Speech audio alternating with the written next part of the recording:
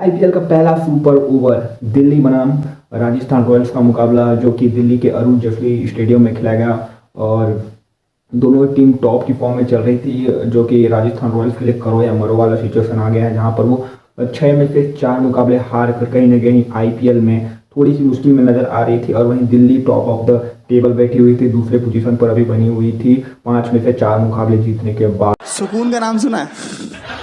हाय हाय, इतना सुकून।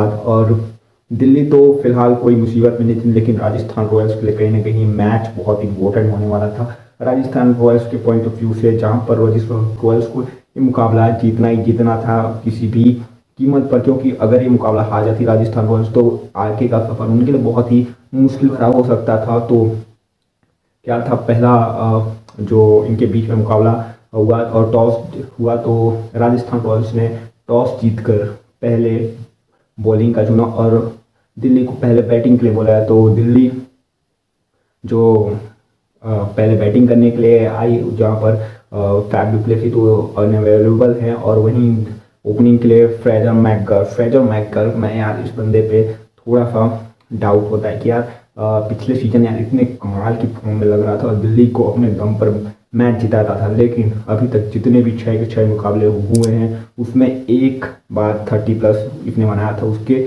बाद सभी के सभी जो 20 के अंदर इसने रन बनाया। तो कंसर्न तो था भाई कि इस बंदे से थोड़ा सा दूर हो सकती थी दिल्ली, लेकिन फ्रेजर मैकगर पर ही विश्वास दिखाया, दिल्ली ने उसको एक बार और खिला लिया। तो इस बार भी कुछ नहीं हुआ एंड वो भी जल्दी भी निपट लिया और जोफ्रा आर्चर की गेंद में पुल मारने के चक्कर में अपना विकेट गंवा देता है। एंड उसके बाद दिल्ली कहीं ना कहीं थोड़ी सी प्रॉब्लम में आ गई थी, जहाँ पर उसके ओपनर बैटर आउट हो चुके थे। उसके बाद सडनली एक रन आउट हो जाता है करुण नायर, जो कि पिछले मैच के एक गेम चेंजर बोलना चाहिए, गेम चेंजर जो हो सकते थे। भले ही दिल्ली मुकाबला हार गई थी, लेकिन जिस टाइम पर करुण नायर परफॉर्मेंस कर रहे थे उस टाइम पर दिल्ली एक तरफा जीतती हुई दिख रही थी और लगभग 80% चांस था दिल्ली का उस टाइम पर जीतने का। लेकिन करुण नायर के आउट होने के बाद दिल्ली कहीं ना कहीं वो मुकाबला गंवा चुकी थी। और इस बार भी ऐसा हाल हुआ कि करुण नायर को सोचने वाली बात होगी कि भाई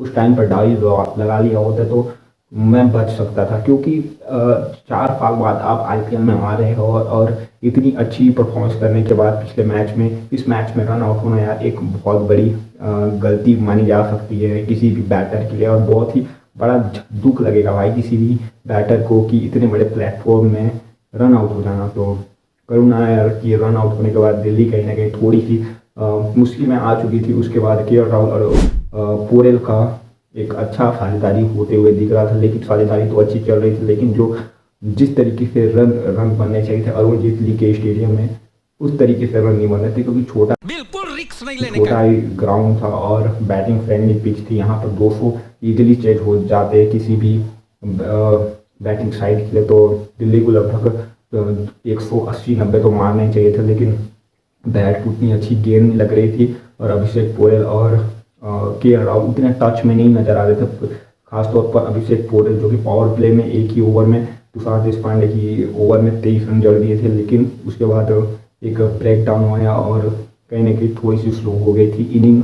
और दिल्ली वालों के लिए तो भाई थोड़ा सा यही बात बोलूँगा कि भाई पावर प्ले में अच्छे खेल रहे थे, लेकिन थोड़ा सा डाउन आ जाता है, उनका रन नहीं बन रहे थे। और फाइनली लास्ट ओवरों में जो कि अक्षर पटेल और क्रिस्टन स्टफ के हार्ड हिटिंग और आशुतोष शर्मा की वो कैमियो की बदौलत यार दिल्ली 189 रन की स्कोर तक पहुंच जाती है और एक अच्छा खासा टोटल दे देती है राजस्थान रॉयल्स के लिए। और राजस्थान रॉयल्स की शुरुआत यार बेहतरीन होती है और पहले 6 ओवर में उसने अच्छे खासे रन मार दिए थे, लगभग 60+ रन इसने इस टीम में मार दिए थे। और संजू सैमसन का एक कैच ड्रॉप होता है, लेकिन संजू सैमसन एक थोड़ा सा खिंचाव के कारण यार भाग हो जाता है। उसके बाद रियान पराग उतना टच में नहीं लग रहा था और स्टंप आउट हो जाता है अक्षर पटेल की गेंद पर। उसके बाद पूरी की पूरी देखा जाए राजस्थान रॉयल्स की भाग दौड़ है वो नीतीश राणा और यशस्वी जायसवाल, जो कि बहुत ही अच्छा टच में लग रहा था। पिछले मैच में भी रन बनाए थे, इस मैच में भी 50 जड़ी थी बंदे ने और टच में लग रहा था, तो इससे काफ़ी एक्सपेक्ट था। लेकिन यार कुलदीप यादव यार जितनी तारीफ करें ना उतनी कम है भाई इस बॉलर की। इंटरनेशनल में तो भाई उखाड़ता है भाई। T20 क्रिकेट में भी दिल्ली की एक मैच विनर बॉलर बन के अभी उभरा है एंड उसने हर मैच में विकेट लिया है। और पर्पल कैप की जो दौड़ है उसमें भी कहीं ना कहीं टॉप 5 में अंदर आता है। तो इसने भी यार एक विकेट हासिल किया और इम्पोर्टेंट विकेट हासिल किया भाई यशस्वी जायसवाल का। इसके बाद पूरी तरीके से गेम बदल गया था इस टाइम पर। और नीतीश राणा जो कि एक अच्छा टच में लग रहा था, 50 भी मारा बंदे ने, लेकिन यार जो लास्ट टच देना था वो नहीं हो पाया और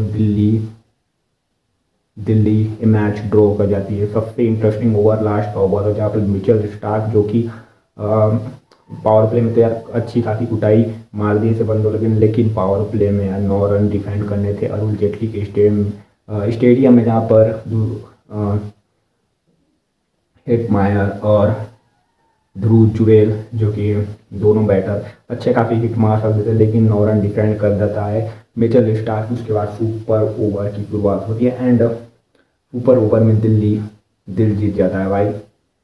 पहले बॉलिंग करते हुए मिचेल स्टार्क ने लगभग 12 रन खर्च किए थे। उसके बाद दिल्ली ने यार जो धोया है भाई संदीप शर्मा को पूरी तरीके से एक तरफा ही गेम पलट के रख दिया कि राहुल और ट्रिस्टन स्टॉक की जोड़ी जाती है और हार्ड हिटिंग करके भाई 4 ही बॉल में मैच रफा दफा कर देती है और दिल्ली की 6 मैच में 5 जीत के बाद टॉप ऑफ द टेबल बैठ जाती है। एंड स्टेटमेंट पूरी